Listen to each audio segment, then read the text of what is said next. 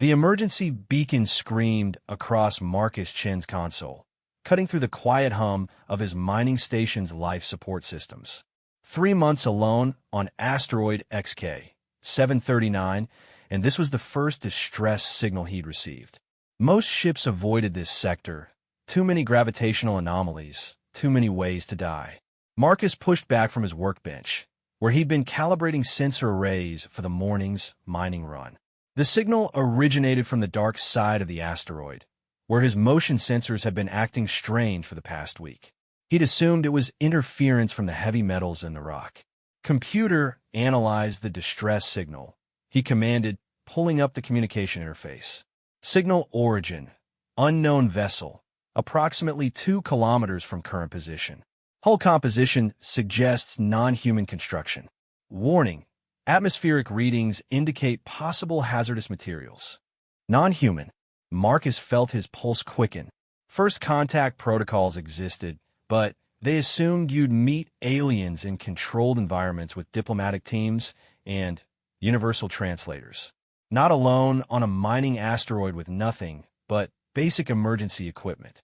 He grabbed his environment suit and emergency medical kit. Whatever was out, there had been sending distress signals for hours, getting weaker each time. Living being or not, Marcus couldn't ignore someone in trouble. The journey across the asteroid's surface took 40 minutes in his maintenance rover.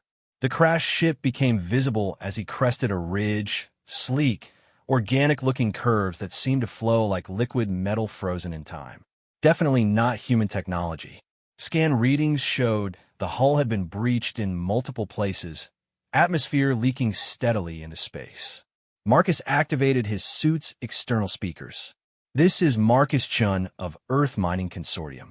I'm responding to your distress signal. Can you hear me?" Silence. Then, a voice weak but unmistakably female, speaking in heavily accented English. "Stay away, human. Dangerous here. You do not understand what I am. I understand you're hurt, and your ship is dying," Marcus replied, approaching the largest hull breach. "I have medical supplies and a pressurized rover. Let me help. You will die. My kind, we are not safe for your species." Marcus peered through the breach. Emergency lighting cast red shadows across what looked like a command deck designed for someone roughly human-sized. He could see movement in the far corner, someone trying to hide. "Look, I don't care what species you are. I'm not leaving someone to die alone." He squeezed through the breach, his suit's lights illuminating the interior. "I'm coming in." The being in the corner turned, and Marcus nearly stumbled backward. Humanoid, definitely female, but with features that screamed predator. Pale skin with an almost translucent quality, revealing dark veins beneath. Eyes that reflected his light like a cat's, colored deep amber with flecks of gold. Most striking were the elongated canine teeth visible when she tried to speak. "Foolish human," she whispered. Blood, definitely blood, stained her clothing and the deck around her. "I could kill you in seconds." "But you haven't," Marcus observed, approaching slowly. "And you wore me away. That tells me something about your character." She laughed bitterly, a sound like glass chimes in a winter wind. "Character? I am Cassandra of the Nyx High. We are what your species would call vampires, though that is a crude translation. We feed on the life force of other beings. Usually, we consider humans delicious prey." Marcus knelt beside her, pulling medical supplies from his kit. "Usually? What about right now?" "Right now, I am dying from internal bleeding and radiation poisoning. Even if I wanted to harm you, I lack the strength." She studied his face as he began scanning her injuries with his medical tricorder. "Are you completely without survival instincts?" "My grandmother always said I was too stubborn to know when to quit." The scanner showed massive internal trauma, but nothing immediately fatal if treated quickly. "Your physiology is close enough to human that I can help. Different blood chemistry, higher bone density, but the basics are similar." Cassandra's eyes widened. "You would treat me? Knowing what I am, I'd treat a wounded animal if I found one. You're obviously more than that." Marcus began preparing a blood-clotting agent that should work with her physiology. Besides, This is probably humanity's first chance at real first contact. I'm not going to mess it up by letting you die. First contact. She seemed amused. Human, my people have observed your species for 3 centuries. We know everything about you. Your weaknesses, your fears, how you taste. Then, you know we're stubborn and unpredictable.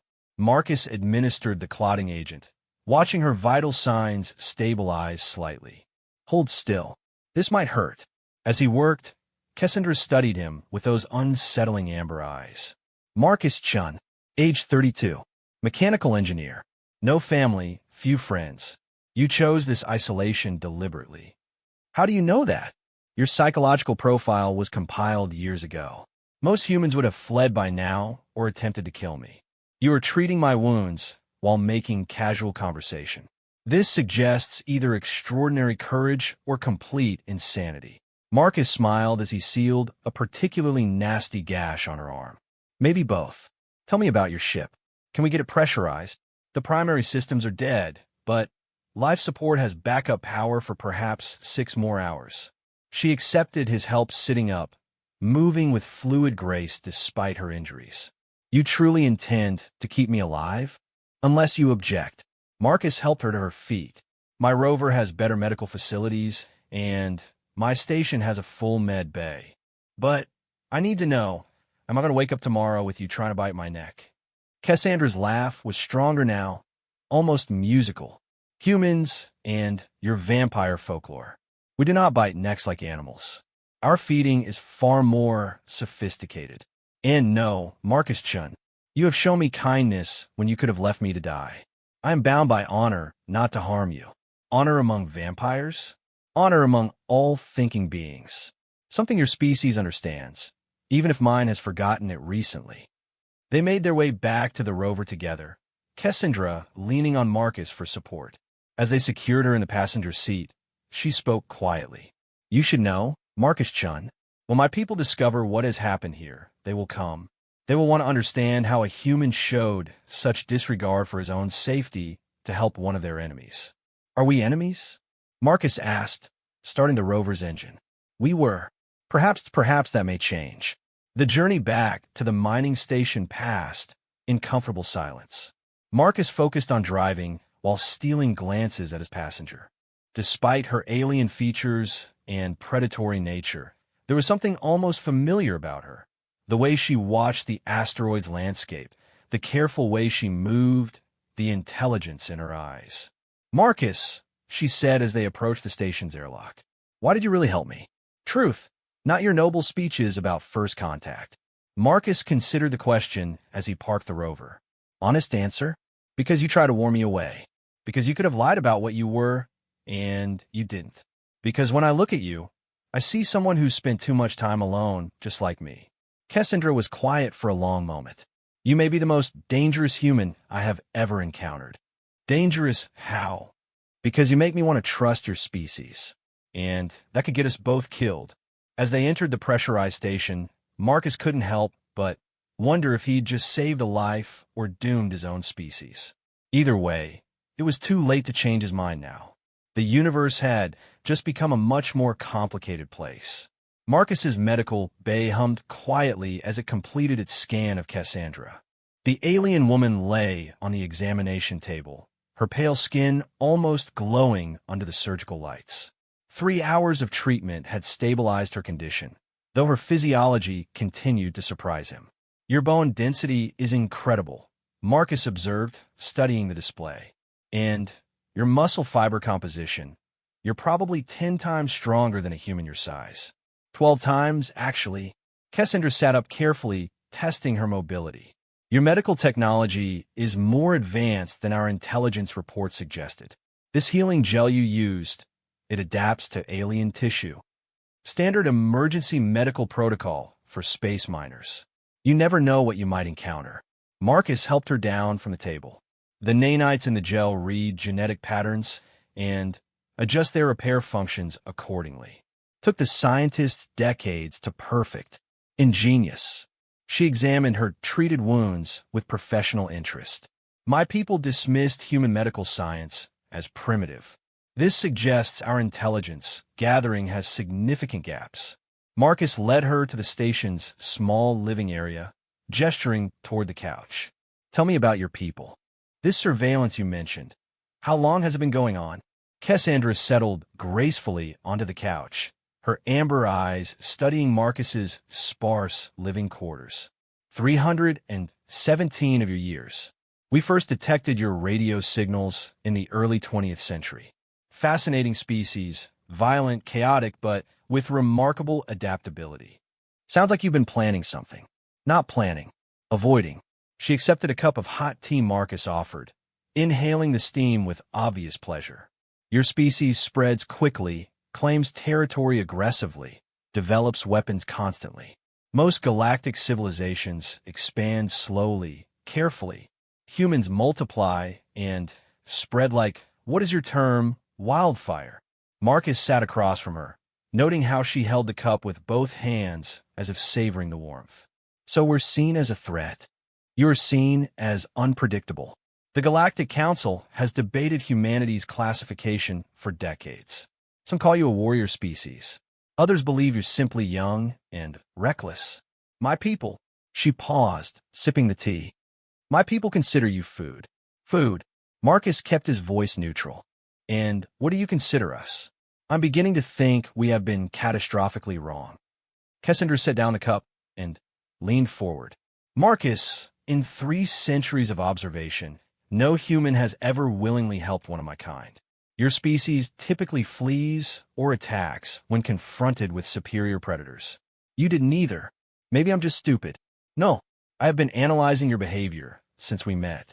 You assessed the situation, calculated risks, and chose compassion over self-preservation. This is not stupidity. This is something my people do not understand about humanity. Marcus stood and walked to the viewport, looking out at the asteroid field. What exactly are your people like? Besides the whole vampire thing. We are old, Marcus. Old and set in our ways. The Nixai have existed for over 2 million years, virtually unchanged. We feed on life force, what you might call spiritual energy from other sentient beings. We are stronger, faster, more durable than most species. We live for thousands of years. Sound impressive. What's the downside? Cassandra joined him at the viewport. We stopped growing, stopped learning. We became convinced of our superiority and lost interest in anything beyond maintaining our power. When we discovered humanity, we saw only another prey species to catalog and occasionally harvest. Harvest. The word hung heavy in the air. Small numbers, taken carefully to avoid detection. Usually criminals or those who would not be missed. We told ourselves it was merciful. Your lives are so brief anyway. Marcus turned to study her profile. You don't sound convinced anymore. Because today, I learned something impossible. A human, knowing exactly what I was and what I could do to him, chose to save my life. In 2 million years of Nixai history, this has never happened. Prey does not willingly aid predators. Maybe that's because you've been looking at this wrong. Marcus moved to his workstation and pulled up a holographic display of Earth. You want to know what makes humans different? We're persistence hunters. We don't have claws or fangs or superhuman strength. What we have is the ability to keep going when everything else gives up. Cassandra watched the display as Marcus highlighted human migration patterns throughout history. Show me. 50,000 years ago, humans were barely surviving in Africa. Now we're on every continent, in every environment from Arctic ice to desert sand to deep ocean. We didn't conquer the world by being the strongest. We conquered it by being too stubborn to quit. And this stubborn nature led you to help me? Partly. But there's something else. Marcus expanded the display to show human historical conflicts. Look at these wars, these terrible things we've done to each other. But look at what happened after. Every single time, humans chose to help former enemies. We rebuilt Japan and Germany after World War II. We send disaster relief to countries we've fought. We forgive, we adapt, we move forward. Cassandra studied the data with growing amazement. Your species weaponizes compassion. We weaponize everything eventually. But, yes, compassion is probably our strangest weapon. Marcus smiled. It's also our most effective one. Hard to fight someone who keeps trying to help you. This explains much about human expansion patterns. Other species avoid you not because you are dangerous, but because you are confusing. Probably both. Marcus returned to his seat. What happens now? You said your people would come looking for you. They will. Why do not report in? A search vessel will investigate. They will find my ship's wreckage and track my energy signature here. She met his eyes. They will not understand why you helped me. This will confuse them greatly. Confused aliens with vampire-like abilities. Should I be worried? Perhaps. My people do not react well to things they cannot explain or control. They may decide you are a threat that must be eliminated. Marcus laughed, surprising himself. So by saving your life, I might have doomed humanity. That's either ironic or just bad luck. Are you not afraid? Terrified, Marcus admitted, but also curious. If your people are as smart as you say, they'll want to understand what happened here. That gives us an opportunity. Opportunity for what? To change their minds about humanity. You said yourself that your intelligence was flawed. Maybe it's time for better information. Cassandra was quiet for several minutes, staring out at the stars. When she spoke, her voice was thoughtful. Marcus, what you are suggesting is dangerous beyond your comprehension. My people have maintained their superiority for millennia. They do not change easily, but they can change. I do not know. I am changing, and I thought that was impossible. She turned to him with an expression he couldn't quite read. You have given me something I had not experienced in centuries. What's that? Hope. And that makes you the most dangerous human in the galaxy. Marcus felt a chill that had nothing to do with the station's temperature controls. He was beginning to realize that his simple act of compassion might have consequences far beyond anything he could imagine. Outside the viewport, the stars seemed colder and more distant than ever before. The ships appeared without warning, materializing from what looked like empty space with technology that made Marcus's instruments scream warnings about impossible energy readings. 3 vessels, each one sleek and predatory as their occupants, positioned themselves around the mining station in a perfect triangle. They have found us, Cassandra said quietly, her amber eyes reflecting the alien ship lights visible through the viewport. Sooner than I expected. Marcus checked his communications array. They're not responding to standard hails. Should I be doing something specific here? Remain calm. Do not make sudden movements. And, Marcus, she placed a surprisingly warm hand on his arm. Do not attempt to defend me. That will only make things worse. The station's airlock began cycling without authorization, followed by the distinctive hiss of forced atmospheric equalization. Marcus's security systems registered the breach, but offered no resistance. Whatever technology the aliens used had completely bypassed his defenses. Impressive, Marcus muttered, watching his screens go dark one by one. My people do not believe in asking permission, Cassandra replied grimly. Footsteps echoed through the station's corridors, too light and too quick to be human. Marcus counted at least 6 individuals approaching. When they reached the living area, he got his first look at multiple nicks high. The leader was tall and imposing, with the same pale skin and amber eyes as Cassandra. But where she seemed elegant, he radiated cold authority. His features were sharper, more angular, and when he spoke, his voice carried the weight of absolute command. Cassandra of the 7th House, he said in heavily accented English. You have been missing for 3 rotations. Explain. She rose smoothly, her posture shifting to something more formal. Commander Vextaler, my ship suffered catastrophic failure during routine patrol. This human provided medical assistance. Commander Vextaler's gaze shifted to Marcus with the intensity of a laser sight. Human, you will explain why you interfered with natural selection. Natural selection? Marcus remained seated, though every instinct screamed at him to run. She was injured and asked for help. Where I come from, that's not natural selection. That's just being decent. A sound like glass breaking came from the other Nick's high. Laughter, Marcus realized, though not the pleasant kind. Vex Taylor raised one hand, and the laughter stopped immediately. Decent. The commander repeated, as if testing the word. You claim moral motivation for preserving a being that could eliminate you without effort. Could, maybe, would she? I didn't think so. You did not think. Vex Taylor moved closer with fluid grace. You are prey, human. Prey does not make complex decisions about predator behavior. You followed instinct, nothing more. Marcus felt anger flare in his chest. With respect, Commander, you're wrong. I knew exactly what she was when I decided to help her. She told me herself, warned me away, explained the danger. I chose to help anyway. Impossible. Vex Taylor's eyes narrowed. Inferior species do not make such calculations. Inferior species? Marcus stood up now, despite Cassandra's warning gesture. Commander, your people have been watching us for 3 centuries. In that time, humanity has gone from scattered tribes to a space-faring civilization. We've cured diseases, explored impossible places, and turned a dead rock into a garden world. What exactly makes us inferior?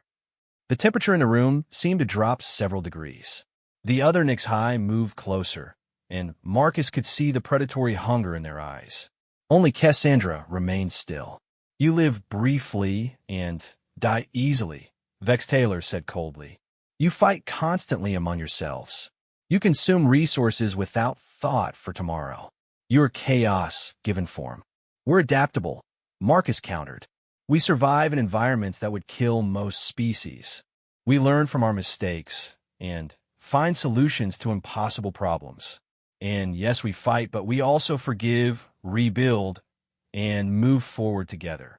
Pretty words from Prey. Then test them. Marcus stepped forward, ignoring the sharp intake of breath from Cassandra. You want to understand human nature? Then really look at it. Not just the surface observations you people have made, but the deeper patterns. Vex Taylor tilted his head slightly. Explain. Your intelligence files say humans are violent and chaotic. They're not wrong, but they're incomplete. Yes, we fight. We also end wars through negotiation. Yes, we consume resources. We also develop sustainable alternatives when we realize we're making mistakes. Yes, we die easily by your standards. But we accomplish more in 70 years than most species manage in centuries. You speak as if your brief existence is an advantage. Maybe it is. Marcus gestured toward the viewport showing the asteroid field. You've had millions of years to perfect your civilization. What have you accomplished lately? What new ideas, new technologies, new perspectives have emerged in the last 1,000 years? Silence stretched through the room. Marcus could see uncertainty flickering in some of the alien faces. We have achieved stability, Vex Taylor said finally. You've achieved stagnation. When was the last time your people created something genuinely new? When did you last question your assumptions or change your minds about something important? Cassandra spoke for the first time since the others arrived. Commander, he raises valid points. Our intelligence on human capabilities has proven incomplete. They possess technologies we did not anticipate and behavioral patterns we do not understand. You defend this prey? Vex Taylor's voice carried dangerous undertones. I state facts. This human saved my life when abandoning me would have been safer and easier. He did so knowing my nature and capabilities. This suggests cognitive abilities beyond our current models. One of the other HFY spoke up. Perhaps we should examine the human more closely. Understand what makes it behave so strangely. Marcus felt ice in his veins at the predatory hunger in that voice. Examine how? Standard procedures, Vex Taylor replied. Vivisection, neural mapping, genetic analysis. We will learn what makes humans so unpredictable. Over my dead body, Marcus said quietly. Yes, Vex Taylor agreed. That is the intention. Cassandra moved between them, so quickly Marcus barely saw the motion. No, you object to scientific inquiry? The commander's voice was dangerously soft. I object to the destruction of something unique and valuable. She faced her commander without flinching. This human represents an opportunity to understand a species that has confounded our predictions for centuries. Killing him gains us nothing we do not already know. And keeping him alive gains us what? Knowledge. Perspective. The possibility of communication with a species that will not simply submit or flee. Cassandra's voice grew stronger. Marcus Chun shows us that humans are not the mindless prey we assumed. They are something else entirely. Vex Taylor studied both of them for a long moment. You asked me to spare prey that has somehow corrupted your thinking. I ask you to spare a potential ally who might teach us something new. The silence stretched until Marcus could hear his own heartbeat. Finally, Vex Taylor spoke. Very well. The human will be spared temporarily while we conduct proper observations. But, be warned, Cassandra, if this experiment produces no useful data, both of you will face consequences. As the HFY filed out of the station, Marcus slumped against the wall, realizing he'd been holding his breath. Well, he said shakily, that could have gone worse. Cassandra turned to him with an expression of mixed admiration and concern. Marcus, do you have any idea what you just did? Started a debate with alien vampires about the nature of humanity? You challenged the fundamental beliefs of a species that has never been wrong about anything in 2 million years. And, somehow, you made them doubt themselves. Marcus managed a weak smile. Is that good or bad? I honestly do not know, but it is certainly interesting. The testing began 3 days later. Marcus found himself subjected to a battery of examinations that would have been fascinating under different circumstances. Cognitive puzzles, physical challenges, psychological profiles, and detailed brain scans using technology that made human medical equipment look like stone tools. The HFY had converted one of the larger chambers in his mining station into a temporary laboratory. Marcus watched them work with grudging admiration. Their efficiency was remarkable, their technology nearly incomprehensible. This is uncomfortable, he told Cassandra during a break between sessions. She had appointed herself as unofficial advocate, observing every test to ensure the researchers didn't exceed their agreed parameters. Better than vivisection, she pointed out, reviewing data on a crystalline tablet that displayed information in flowing symbols. Your performance has been surprising. Good surprising or bad surprising? Unprecedented surprising. Your cognitive flexibility scores are off their measurement scales. You solve problems in ways my people have never encountered. Marcus rubbed his temples, still feeling the after effects of the latest round of neural scans. What kind of problems? Watch. Cassandra manipulated the tablet, projecting a holographic puzzle into the air between them. Standard HFY intelligence assessment. Most species approach it logically, working through established mathematical principles. The puzzle showed an intricate three-dimensional maze with multiple layers and what looked like impossible geometry. Marcus studied it for maybe 30 seconds before reaching out and manipulating the projection directly.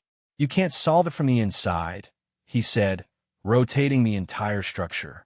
But if you step back and look at the pattern, he pressed a sequence of nodes in what seemed like random order. The maze dissolved into a simple geometric shape. Yes, Cassandra said quietly. That is what you did. You ignored the apparent rules and found a completely different approach. No other species has done this, because it's just a way of thinking. You get stuck sometimes if you only see one option. Marcus studied her expression. This is significant somehow. More than you know. My people pride themselves on logic and systematic thinking. We approach every problem methodically, building solutions step by step. She gestured at the dissolved maze. You leap to conclusions that somehow prove correct. Intuition, pattern recognition, creative problem solving. Pretty standard human traits. Not standard anywhere else. Commander Vex Taylor entered the chamber, his presence immediately commanding attention from the other HFY researchers. He carried a data tablet of his own, its screen displaying complex charts and graphs. Human, he addressed Marcus directly. Your test results present a problem. What kind of problem? The kind that challenges fundamental assumptions about intelligence and capability. Vex Taylor's amber eyes studied Marcus with something approaching respect. You consistently score in the top percentiles for creative problem solving, but your methods are completely alien to established cognitive models. Is that bad? It is impossible. Intelligence follows predictable patterns across all known species.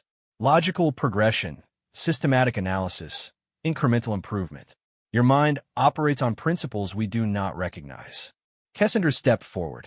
Commander, what are the implications? If these results are accurate, humanity possesses cognitive abilities that make them uniquely dangerous to established galactic order. Marcus felt a chill. Dangerous how? You think in ways that make your actions unpredictable. You solve problems by ignoring conventional limitations. You make decisions based on factors that logical analysis would dismiss. Vex Taylor moved closer. These traits make you impossible to control through traditional means. So what's the verdict? The verdict is that 3 centuries of surveillance has failed to understand your species in any meaningful way. The commander's voice carried a note Marcus hadn't heard before: uncertainty. We have been observing human behavior while assuming human cognition followed familiar patterns. We were wrong. One of the other HFY researchers spoke up. Commander, if humans think this differently from other species, it explains their rapid technological development and unpredictable expansion patterns. It also explains, another added, why they consistently surprise us with solutions we had not considered. Marcus looked around at the assembled aliens. You're scared. We do not experience fear, Vex Taylor said automatically. You're worried then? Concerned. Whatever you want to call it. You've realized that humanity might not fit into your carefully ordered universe as easily as you expected. Your species presents complications. Or opportunities, Kessinger interjected. Marcus, show them the mining operation. Marcus hesitated. Is that wise? Show them, she repeated firmly. Against his better judgment, Marcus led the group to the mining control center. His operation was modest by human standards, a single person extracting rare minerals from asteroid cores using automated equipment and creative engineering solutions. Explain your methods, Vex Taylor commanded. Marcus pulled up the operational displays. Standard human approach. Survey the asteroid, identify valuable materials, figure out the most efficient extraction method. Nothing fancy. This equipment was designed for much larger operations, one researcher observed. You have modified it extensively. Had to. Can't afford a full mining crew, so I adapted the systems for single-person operation. Took some creative rewiring and custom programming, but it works. The HFY exchanged glances that Marcus was learning meant they were surprised again. You redesigned complex industrial equipment as an individual project? Vex Taylor asked. Sure. Humans do this all the time. We adapt, improvise, make things work with what we have available. Most species require specialized teams and extensive planning for such modifications. Most species probably think more systematically than we do. We tend to jump in and figure things out as we go. Another long silence.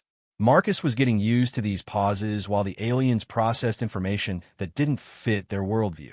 Marcus, Kessinger said carefully, what would humans do if they encountered a species like mine?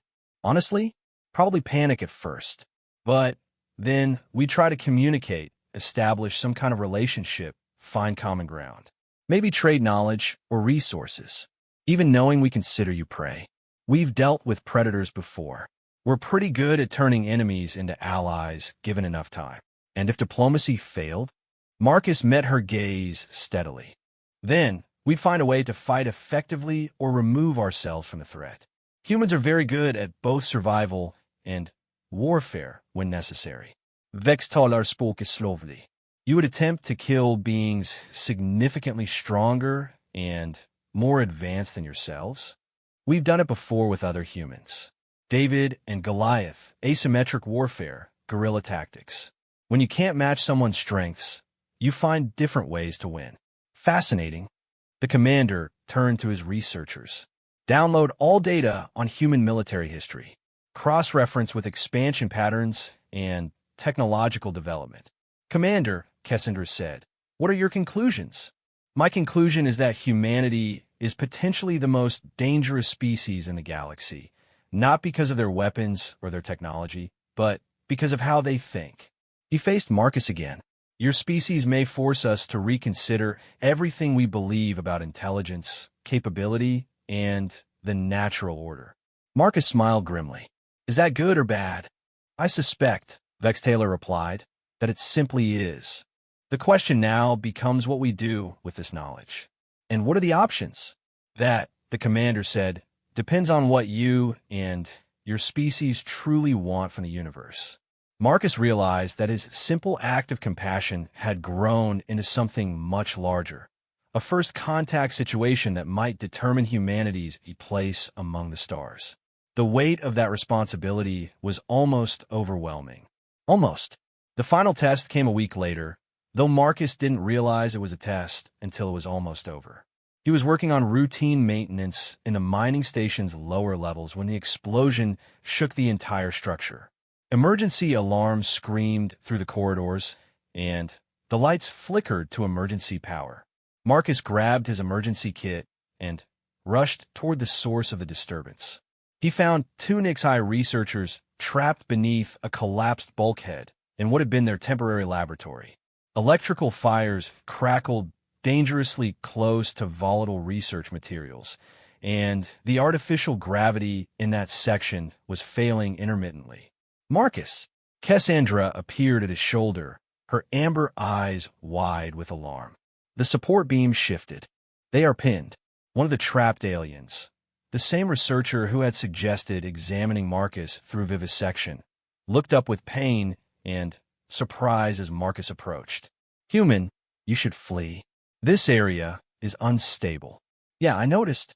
Marcus began assessing the situation, his engineering mind automatically calculating load distributions and structural integrity. Can you feel your legs? Yes, but the beam is too heavy. Even our combined strength cannot lift it. Marcus was already setting up a makeshift pulley system using cable from his maintenance kit and a portable fusion cutter. Don't need to lift it. Just need to shift the weight distribution. He worked quickly, his hands steady despite the continuing structural groans from the damaged station. Marcus, Cassandra warned, the research materials are becoming unstable. We may have only minutes before they react explosively. Then we better work fast. Marcus activated the fusion cutter, carefully slicing through non-essential parts of the beam to reduce its weight. When I say move, drag them out. Don't wait for me. I will not leave you. You will if I tell you to. That's an order from a human who's trying to save everyone. The gravity fluctuated again, causing sparks to rain down from the damaged electrical systems. Marcus ignored them, focused entirely on the engineering problem before him. He'd done similar work during his training. Emergency repairs under impossible conditions where lives hung in the balance. Now, he shouted, activating the pulley system. The beam shifted just enough to create a gap. Cassandra moved with inhuman speed, dragging both researchers clear of the collapse zone. Marcus was following when the gravity failed completely. He pushed off the wall, launching himself toward the exit as the research materials finally reached critical instability. The explosion that followed shook the entire station and sealed the laboratory section behind emergency blast doors. They lay in the corridor for several minutes, catching their breath and checking for injuries. The trapped researchers had suffered some broken bones, but nothing life-threatening. Marcus had acquired a collection of cuts and burns, but nothing serious. That, said the researcher Marcus had just saved, should not have been possible. What shouldn't have been possible? Marcus asked, accepting medical aid from Cassandra. You risked your life to save beings you barely know. Beings who have threatened you. Beings who are, by definition, your natural predators. So, the researcher stared at him with something approaching awe. So this violates every principle of evolutionary behavior we understand. Self-preservation should override altruistic impulses when dealing with superior predators. Maybe human evolution works differently. Commander Vex Taylor entered the corridor, having heard the explosion from another section of the station. He took in the scene, the sealed blast doors, the injured researchers, Marcus receiving treatment for his wounds, and nodded slowly. How many of his own kind would have acted similarly, he asked Cassandra. Based on historical data? Most of them. Humans have a strong tendency toward what they call heroism, self-sacrifice for the benefit of others, even strangers or enemies. Even enemies? Especially enemies sometimes. They have extensive records of soldiers risking their lives to save wounded opponents, civilians helping former adversaries, rescue workers entering dangerous situations to help anyone in need. Vex Taylor studied Marcus with an expression of growing comprehension. The human exhibits behavior patterns that suggest his individual actions represent broader species characteristics. That's what I've been trying to tell you, Marcus said, wincing as Cassandra cleaned a particularly nasty cut on his arm. We're not mindless prey animals. We're people with all the complications that implies. Indeed, the commander was quiet for a moment. Human Marcus Chun, you have presented my people with a significant problem. What kind of problem now? The problem of being completely wrong about an entire species for over 3 centuries. Vex Taylor's voice carried a note Marcus had never heard from him before, something that might have been respect. Our observations catalog your behaviors, but fail to understand their implications. We saw violence and assumed primitive aggression. We saw rapid expansion and assumed reckless consumption. We saw technological development and assumed lucky accident. And now we see a species that solves problems through methods we do not understand, that responds to threats with both courage and creativity, and that extends compassion even in natural enemies. The commander moved closer. Marcus Chun, what does humanity want from the galaxy? Marcus considered the question seriously. Honestly, probably the same things most intelligent species want. Survival, growth, knowledge, peace when possible, the chance to explore and learn and build something better than what came before. And if other species attempt to prevent these goals, then we'll find another way to achieve them, or make new goals. Humans are adaptable, even if it means conflict with beings more powerful than yourselves. We've never let power differences stop us from pursuing what we think is right. Sometimes that gets us in trouble. Sometimes it's the only reason we survive. Vex Taylor exchanged a long look with Cassandra. The Galactic Council will need to be informed of our revised assessment, meaning humanity can no longer be classified as a simple prey species suitable for occasional harvesting. You will need to be reclassified as a potentially dangerous but possibly valuable new galactic civilization. Marcus felt a mixture of relief and apprehension. And what does that mean for Earth? It means, Cassandra said softly, that first contact protocols will need to be established. Formal diplomatic relations, treaties, trade agreements, cultural exchanges. It means, Vex Taylor added, that the galaxy is about to become a much more interesting place. Marcus looked around at the assembled aliens, predators who had come here planning to study him like a lab animal, and were now talking about diplomatic relations with his entire species. So what happens now? Now you come with us to address the Galactic Council. As humanity's first official representative, I'm a mining engineer, not a diplomat. You are, Vex Taylor said with what might have been amusement, the human who convinced a species of ancient predators to reconsider everything they thought they knew about intelligence and evolution. I suspect you will manage. Marcus stood carefully, testing his balance. The weight of representing humanity in galactic politics was staggering, but he'd come this far by trusting his instincts and doing what seemed right.